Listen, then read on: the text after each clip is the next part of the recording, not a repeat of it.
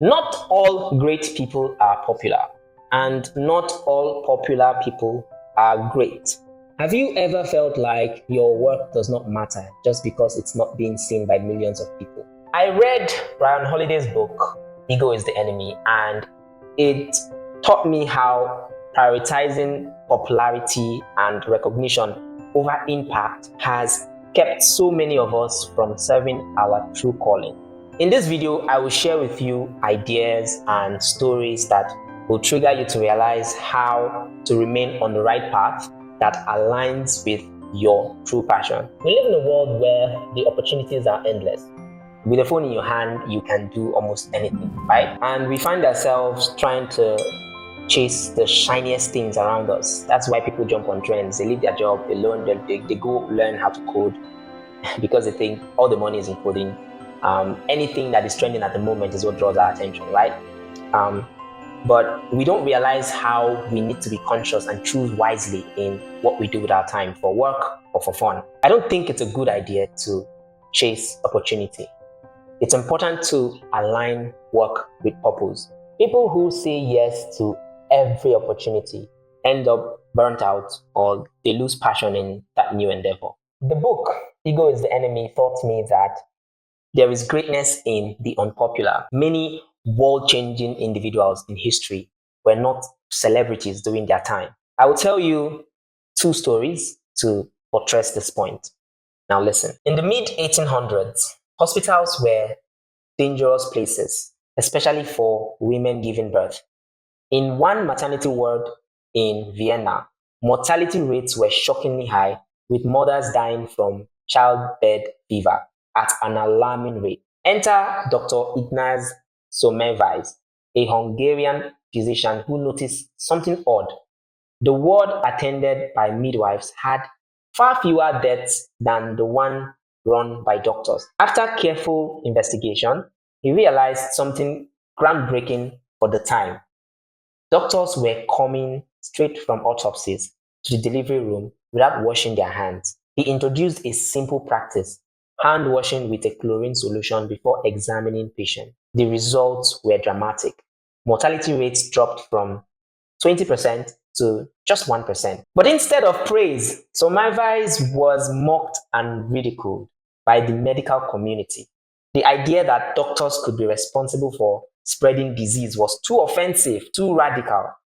His colleagues rejected his findings, and he was eventually dismissed from his position. Heartbroken and isolated, Semmelweis died in a mental asylum at just 47 years old, his discoveries buried with him. Decades later, when germ theory gained acceptance, Semmelweis was finally recognized as a pioneer of antiseptic procedures.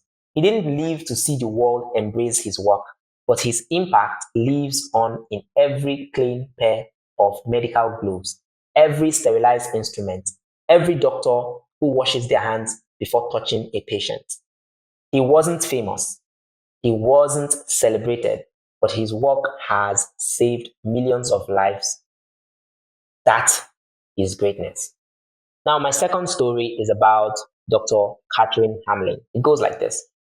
Far from the spotlight of the Western world, in rural Ethiopia, Dr. Catherine Hamlin dedicated her life to treating one of the most devastating yet largely ignored conditions faced by women in poor communities: obstetric fistula. This condition occurs during prolonged obstructed childbirth. Without proper medical care, a woman can suffer severe internal damage, leaving her incontinent.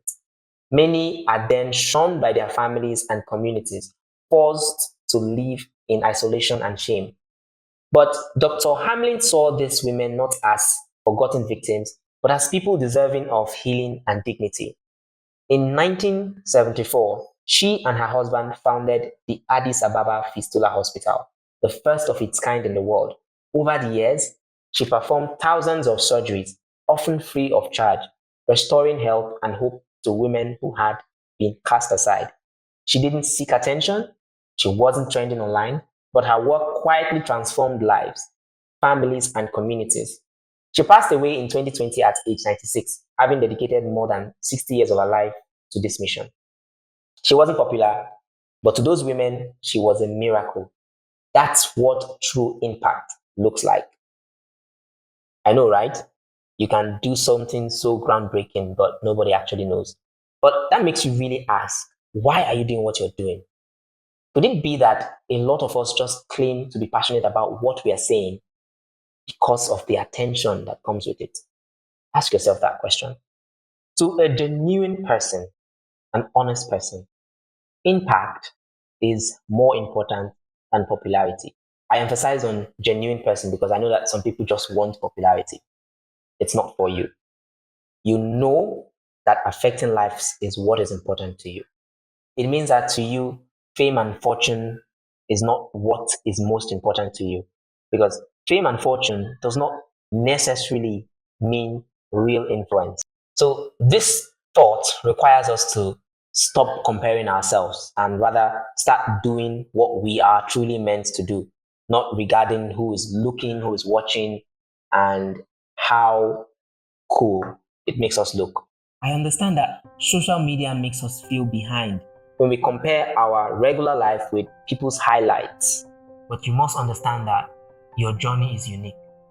You need to focus on what you have been assigned to do and do it without seeking validation. What is that one thing you've been passionate about but have been doubting because it's not popular?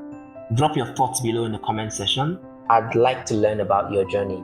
Greatness is not measured by numbers. Greatness is measured by impact. Like, subscribe. See you in the next video.